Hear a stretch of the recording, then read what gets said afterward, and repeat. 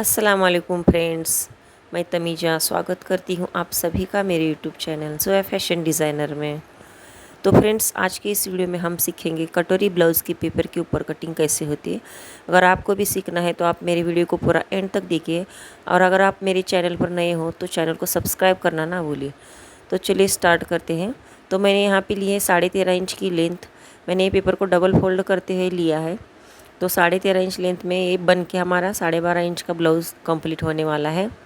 तो मैंने पेपर को डबल फोल्ड करते हुए ले लिया है। इसकी फोल्डेड साइड अपनी तरफ है। तो यहाँ पे मैं आर्म होल ले रही हूँ 5.5 इंच। तो आप देख सकते हैं मैंने दोनों तरफ 5.5 इंच के ऊपर मार्किंग कर दिया है। आर्म होल के बाद मैंने शोल्डर यहाँ पे 5 इंच ले लिया है। तो 5 इंच पर मार्किंग करते हैं और बाहर की तरफ 1 इंच के ऊपर मार्किंग करते हैं। इसको हम सीधी लाइन खींचते हैं और यहाँ पे एक क्रॉस में लाइन आएगी जो बाहर के मुंडे का शेप देने के लिए। उसके बाहर दोनों लाइन के बाहर मैंने 3/4 इंच के ऊपर मार्किंग कर दिया है। अब यहाँ पे हमें चेस्ट साइज़ को नापते हैं। तो चेस्ट का 1/4 हमारा 9 इंच आता है। 36 की हमारी ये चेस्ट है। उसके आगे हमने 2 इंच के ऊपर सिलाई मार्जिन के लिए रख दिया है। यहाँ पे मैंने 8.5 इंच पर कमर का मार्किंग किया है। टक्स का 1 इंच इसमें ही ऐड है हमारा। तो हमारी 30 इंच की हमारी कमर है और 2 इंच बाहर की तरफ मैंने यहाँ पे मार्जिन के लिए रखा है। उसको हम लाइन कर देंगे। अब हम लेते हैं गले की विड्थ जो हमारी 1.25 इंच की है शोल्डर की तरफ, और गले की लेंथ फ्रंट के हमारी 7 इंच के ऊपर है। तो फ्रंट के गले को नीचे से हम 2.5 इंच की विड्थ रख रहे हैं। 2.5-3 इंच की, आपको जितना आप ब्रॉड पहनना चाहते हैं उतना आप ले सकते हैं। तो इसका अब हम बॉक्स बना लेते हैं। ये हमारे फ्रंट नेक का बॉक्स है। तो यहाँ पे हमें फ्रंट में राउंड शेप दे देते हैं। आप करो की हेल्प से भी दे सकते हो या आप हाथ से भी इसको राउंड शेप दे सकते हो। तो अब हम पहले बाहर की मुंडे का शेप देते हैं। अब हम अंदर की मुंडे का शेप दे देंगे। तो हमारा बैक और फ्रंट दोनों इसी में ही बनने वाला है, इसलिए हमने इस कपड़े को, इस पेपर को हमने डबल फोल्ड करते हुए रखा है। तो आप देख सकते हैं यहाँ पे मेरा 2.25 इंच शोल्डर बन के तैयार होगा। ये हमारा 5 इंच का शोल्डर हमने लिया था। मैं अब इस पर मार्किंग कर देती हूँ। और 5.5 इंच का हमने आर्म होल ले लिया था 36 ब्लाउज़ के लिए। अब यहाँ पे 2.25 इंच के ऊपर मैंने बेल्ट को मार्किंग कर दिया है। तो इसको हम सीधी लाइन खींचते हैं बेल्ट के लिए, और गले की तरफ से हमें 1 इंच ऊपर की तरफ लेना है यहाँ पे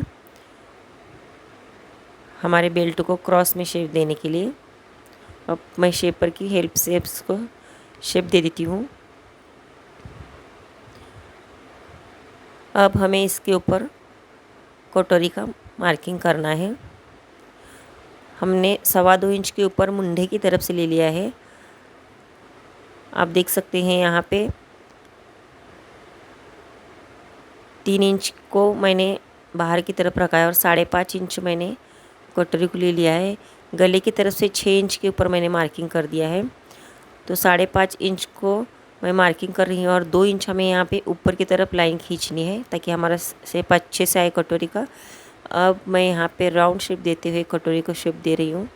आप देख सकते हैं कितने राउंड में अच्छे तरीके से कटोरी का हमारा शेप आया है। अब हम इसको बाहर की तरफ से पहले कट कर लेंगे। मैंने पहले शोल्डर की तरफ से इसको स्टार्ट किया है। अब जहाँ से हमने सिलाई मार्जिन का लाइन खींची थी वहाँ से हमें इसको कट करते हुए बाहर की मुंडे की तरफ से इसको पहले कट कर लेना है। तो आप देख सकते हैं मैंने बैक मुंडे को पहले कट कर दिया है। अब हम इसके सेंटर से इसको कट लगाएंगे और फ्रंट और बैक दोनों पार्ट को अलग कर देंगे।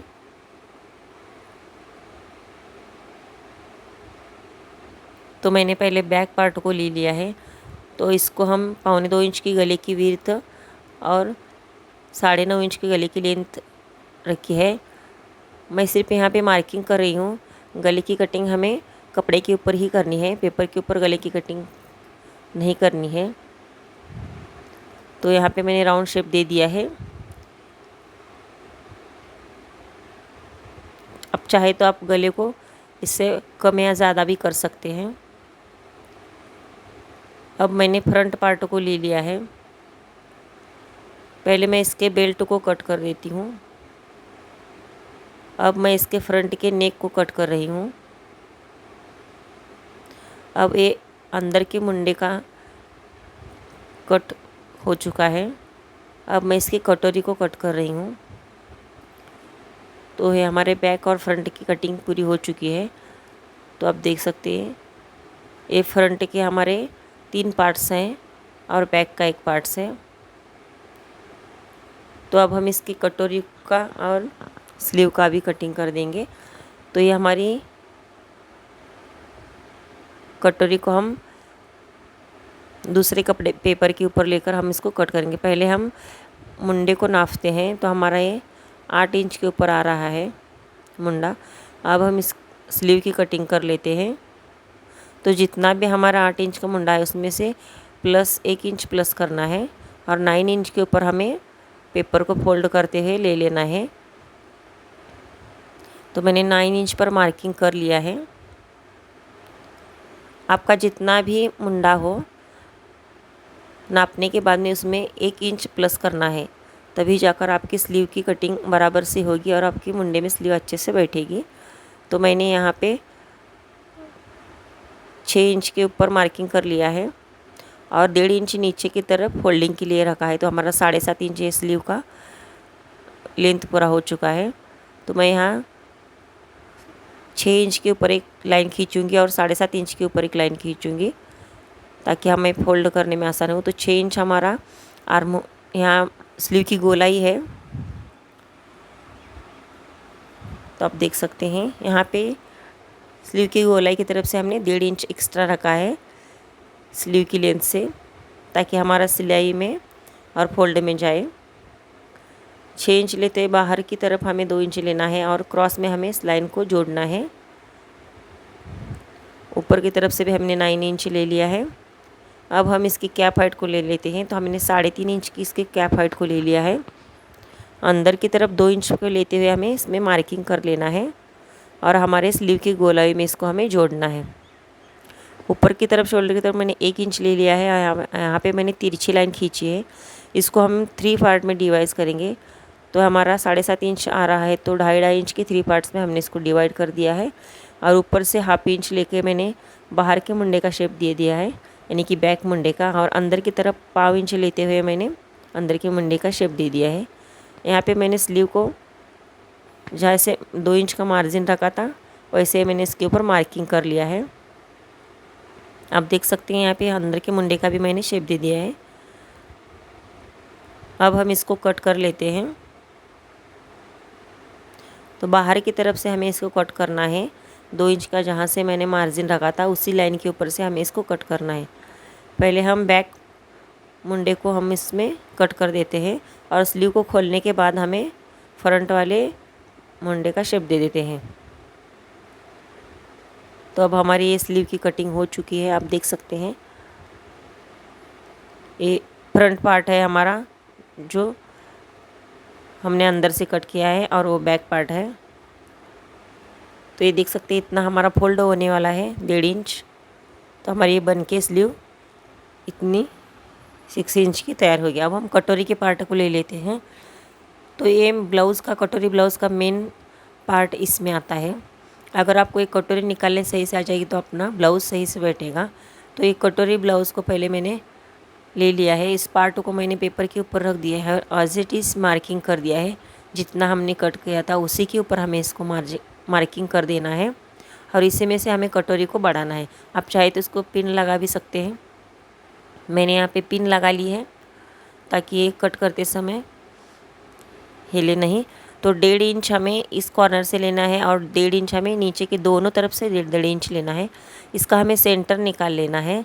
चाहे जितना भी आपका आ जाए कटोरी का पार्ट उसका सेंटर निकाल लेना है और सेंटर से नीचे की तरफ भी हमें 1.5 इंच का मार्किंग कर देना है। अब हमें हुक लूप पट्टी की तरफ नेक की तरफ 1/2 इंच के ऊपर मार्किंग कर देना है और ऊपर की तरफ भी 1/2 इंच की तरफ मार्किंग कर देना है। तो हम इस सभी मार्किंग को एक दूसरे से जोड़ना है। तो ये हमारा हुक लूप पट्टी का मार्किंग है। इसको हम नीचे की तरफ जोड़ देते हैं और साइड से हमें शेप दे देना है राउंड में।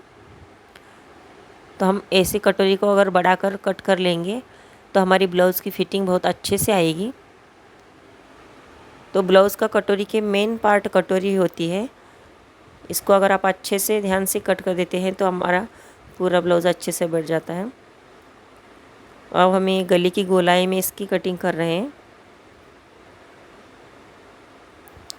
तो अब हमारा एक कटोरी का पैटर्न कट हो चुका है।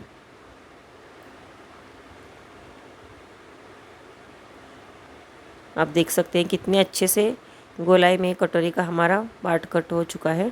तो यहाँ पे मैं आपको कटोरी को फोल्ड करते हुए इसको डाट लगाने के लिए 1.5 इंच की विड्थ और 2.5 इंच की इसकी लेंथ लेकर मैं इसको मार्किंग कर देती हूँ और आपको दिखा देती हूँ कि इसमें डाट लगाते वक्त इसका शेप कैसे आएगा। तो आप देख सकते हैं कितनी गोलाई में इसका शेप आएगा। आप चाहे तो सामने से थोड़ा सा 1/4 इंच इसको शेप के लिए कट भी कर सकते हैं हुक लुक पट्टी की तरफ से। तो आप देख सकते हैं हमारी कटोरी का पैटर्न अब कट हो चुका है। तो गाइस अगर आप मेरे चैनल पर नए हो तो चैनल को सब्सक्राइब करना ना भूलें। ये मेरे पूरे कटोरी ब्लाउज़ की पेपर कटिंग है। आप देख सकते हैं ये हमारी कटोरी का पार्ट है। तो इससे हमें यहाँ पे जोड़ना है, गले की तरफ जोड़ना है। आप ध्यान रखते हैं इसमें कई बार हमारा ये पार्ट मुंडे की तरफ जो नए सीखने वाले अटैच हो जाता है। ये हमारा बैक पार्ट है, ये हमारी स्लीव है ब्लाउज़ की, ये हमारा कटोरी के साइड का पार्ट है। तो गाइज़ वीडियो अच्छा लगे तो लाइक शेयर और सब्सक्राइब करना ना भूलें। बेल आइकन पे भी क्लिक करें। मिलते हैं नेक्स्ट वीडियो में, तब तक के लिए अल्लाह हाफिज़।